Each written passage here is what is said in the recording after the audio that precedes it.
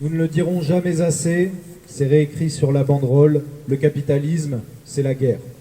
Il nous mène inévitablement de la guerre commerciale au commerce de la guerre, puis à la guerre tout court, comme c'est le cas aujourd'hui. Ce mode de production qui broie les travailleurs cherche en définitive et toujours, pour se sauver, à les envoyer sous les canons, car il n'y a rien de plus rentable en définitive que la guerre, par la vente directe des armes ou par les populations désœuvrées et exploitables qu'elle laisse derrière elle. La guerre n'est qu'une affaire, ce n'est qu'une affaire qui se joue toujours sur le dos des populations. La guerre n'est jamais le résultat de la folie d'un seul homme. Elle est la conséquence d'une société où les capitaux s'affrontent dans une violence permanente pour conquérir des parts de marché, détruire les conquêtes sociales et baisser le prix de la force de travail. En Russie, la guerre nationaliste de Poutine sert à liquider toujours plus les libertés syndicales et politiques pour renforcer la mainmise d'une oligarchie sur la population. En Ukraine, au lendemain de l'agression, Zelensky s'est empressé de détruire le code du travail en supprimant l'application des conventions collectives à 90% des entreprises. Il s'en est pris également aux libertés syndicales et a fait interdire 11 partis d'opposition.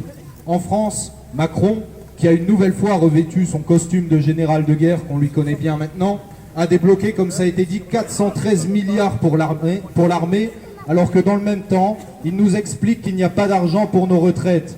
Il nous explique qu'il y a un déficit qui est complètement imaginaire et il voudrait, sous ce prétexte, nous voler 2 ans de vie.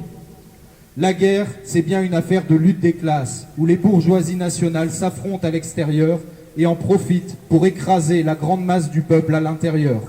Dans cette situation, lutter contre la réforme des retraites, lutter pour l'augmentation des salaires, lutter pour sauver nos services publics, lutter contre l'embrigadement de la jeunesse à travers le service national universel, c'est lutter contre la guerre.